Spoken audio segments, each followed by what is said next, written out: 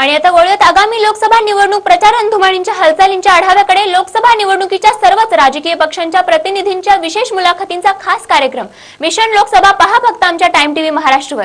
आज मिशन लोकसभा मध्ये आपण बघणार आहोत नागपूरचे खासदार व लोकसभेचे उमेदवार नितीन गडकरी यांची आमचे रिपोर्टर सलीम रहमान यांनी घेतलेली ही खास मुलाखत. सलीम रहमान, चंडीगढ़ टाइम टीवी से मनोहर रॉय, कैमरामैन मोहम्मद आजम के साथ आज मिशन लोकसभा. हमारे साथ नागपुर के विकास पुरुष, लाडले नेता, भूतपूर्व राष्ट्रीय अध्यक्ष माननीय नितिन गडकरी जी हैं.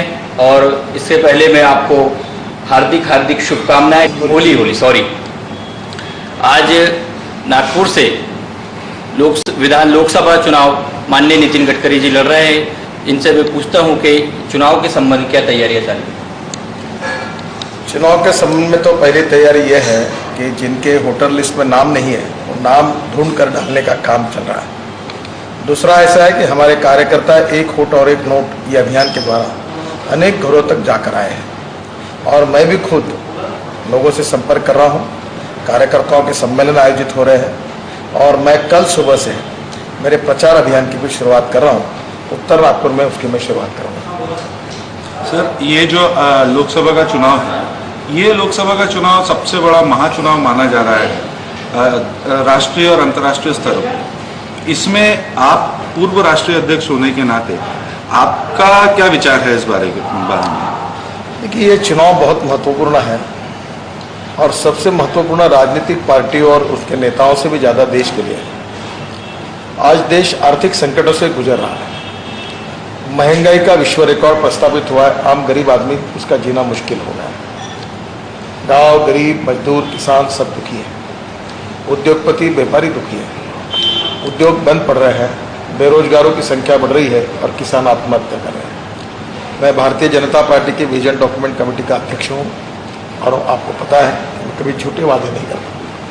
मैं आपको विश्वास देना चाहता हूँ कि अगर एनडीए की सरकार आती है और नरेंद्र मोदी प्रधानमंत्री बनेंगे तो हम 25% से ज़्यादा महंगाई कम करेंगे. ये विश्वास मैं आपको देना चाहता हूँ. सर, सिर्फ महंगाई ही नहीं, यहाँ पे लोगों का रोजगार भी बहुत कम है. देखिए, रोजगार तो विषय नागपुर का मैंने अपने लिए बनाया. मैंने उम्मीदवारी भरने के पहले ही इसकी शुरुआत की है और मैं लगातार इसके लिए कोशिश करते रहा हूँ. अभी एक SAS करके कंपनी को मैंने लाया जो साल भर में 3000 लोगों को ट्रेन करके रोजगार देंगे. उसके साथ मौदा में 4G का सेंटर आ रहा है मुकेश अंबानी जी का. मैंने उनसे बात की कि जितने लोग लगेंगे वो नागपुर जिले के लेंगे तो 4000 लोगों को वहाँ रोजगार मिलेगा. हम मिहान को तुरंत शुरू करेंगे, इंटरनेशनल एयरपोर्ट का काम शुरू करेंगे और नागपुर को मैं वर्ल्ड का टाइगर कैपिटल बनाने का मेरा सपना है, जिससे टूरिस्ट की संख्या बढ़ेगी, रिसोर्ट बढ़ेंगे, टैक्सी चलेगी. और ऐसा कहकर मैं अपने रेजिम में पहले 2 साल के अंदर कम से कम 50,000 युवाओं को रोजगार दूंगा और 1 लाख गरीबों के लिए मकान बनाने का मेरा संकल्प है. और वो भी 500 स्क्वायर फीट के अंदर के सस्ते मकान. जो गरीब लोग हैं, जो झोपड़पट्टी में रहते हैं, अधिकृत लेआउट में रहते हैं, जिनका अपना मकान नहीं है, उनके मकान बने. 8 या 10 लाख रुपए में मकान बने और गरीबों को अधिकार से अपने घर में जाने का मौका मिले. ये 2 चीज़ों को मैं सर्वोच्च प्राथमिकता दूंगा. तो हमारी भी सारी शुभकामनाएं सर आपके साथ हैं इस काम के लिए. हम चाहते हैं कि आज का युवा जो है, आज की युवा पीढ़ी वो चाहती है, आज युवा पीढ़ी नागपुर से 12th पढ़ के वो पूना और बॉम्बे की तरफ अग्रसर हो रही है. उसके लिए आप मतलब कुछ देखिए, थोड़े से आपके बात को सुधार करना. नागपुर में 36 इंजीनियरिंग कॉलेज है.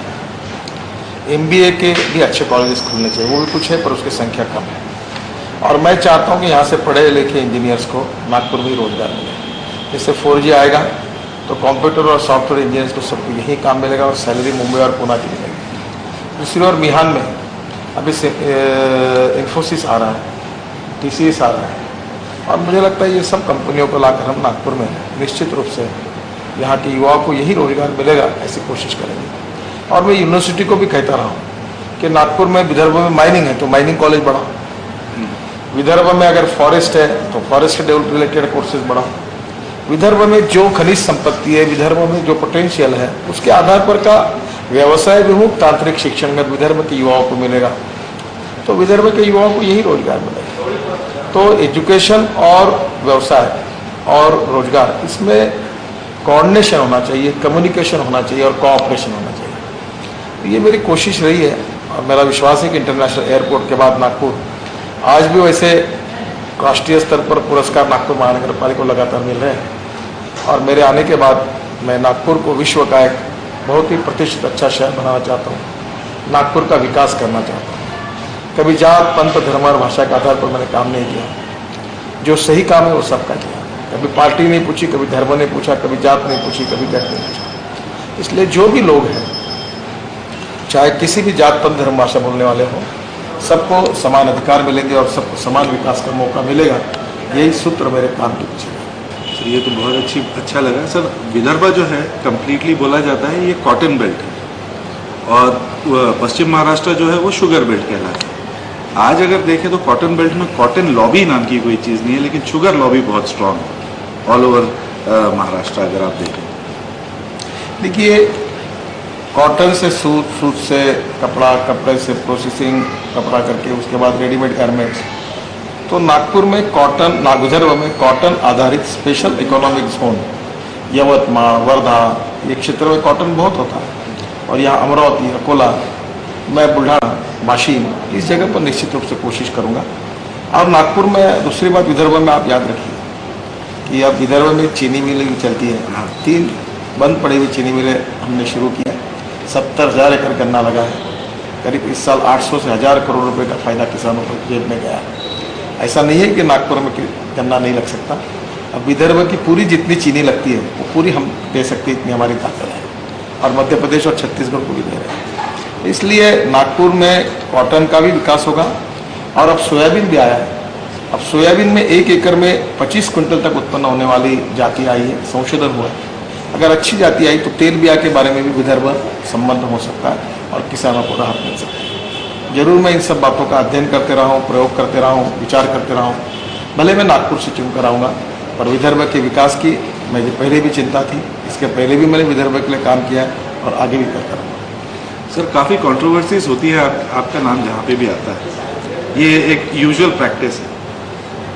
कुछ लोगों का ऐसा मानना है कि जो सच्चाई के रास्ते पे कोई चलता है या अच्छा आदमी जब कोई चलता है तो उसके ऊपर बहुत सारी छींटें उड़ाने की कोशिश की जाती है। फॉर एग्जांपल आज होली का दिन है, आज अगर मैं सफ़ेद शर्ट पहन के अगर बाहर निकलूँ तो हर किसी की इच्छा होगी कि मेरे पे थोड़ा सा वो रंग छिड़के। उस तरीके से आप जब भी किसी पोजीशन पे आते हैं या कहीं भी जाते हैं तो ये हमेशा होता है कि आपके साथ कंट्रोवर्सीज अपने आप आ जाती है। देखिए कोई कंट्रोवर्सी का कोई संबंध नहीं है। ऐसा है जिस झाड़ पर फल लगते हैं उसी पर पत्थर मारते। और दूसरी बात ऐसी है कि तुम बुरे काम करने से जितने दुश्मन नहीं बनते उतने अच्छे काम करने से बनते हैं। जेलसी के कारण, द्वेष के कारण लोग षड्यंत्र करते हैं। 1.25 सालों में मेरे खिलाफ अनेक षड्यंत्र किए, एक भी आरोप साबित नहीं हुआ। झूठे आरोप करते हैं, बेबुनियाद आरोप करते हैं, कोई आरोप सिद्ध नहीं हुआ। और आज 1.25 साल हुए, मुझे कोई टैक्स का नोटिस नहीं है, कुछ नहीं है। ना मेरी कंपनियां थी, ना मैं शेयर होल्डर था, ना मैं डायरेक्टर था, वो मेरे नाम पर बताया गया। कल आपकी चैनल भी मेरी करके बताया जाएगा। कल एक ने कहा कि वो मैं मिहान के लिए प्रयास कर रहा हूँ तो मेरी पार्टनरशिप, ऐसे पागल जैसी बातें करते हैं। अभी मैंने कोर्ट में केसेस डाली है, एक बार क्रिमिनल केसेस डालने के बाद मुँह बंद होता है। तो ये इस प्रकार की मैं आपसे अपेक्षा करूँ, अगर मैं दोषी हूँ, मैंने गलत काम किया, जरूर दिखाइए। और मैं सही रास्ते पर जा रहा हूँ, विकास के लिए काम कर रहा हूँ। ऐसे समय मेरा विरोध करके मुझे बदनाम करने की कोशिश की जा रही है, केवल मेरे खिलाफ षड्यंत्र नहीं है। जो लोग नागपुर का, विदर्भ का विकास रोकना चाहते हैं वो इस प्रकार की कोशिश कर रहे हैं और ये षड्यंत्र अनेक जगह से होता है। और इसलिए मैं आपसे उम्मीद करूंगा कि अच्छी बातों के लिए, विकास की बातों के लिए यहाँ की मीडिया के साथी भी मुझे सपोर्ट करें मेरे साथ। बहुत बहुत धन्यवाद सर, और हमारी चढ़ती कला टाइम टीवी की तरफ से आपको बहुत बहुत शुभकामनाएं। आशा करते हैं कि आप पूरा विदर्भ का, नागपुर का ही नहीं केवल पूरे विदर्भ का विकास करें और नागपुर का नाम नेशनल इंटरनेशनल लेवल पे ले जाए। थैंक यू, बहुत बहुत धन्यवाद मैं आपका।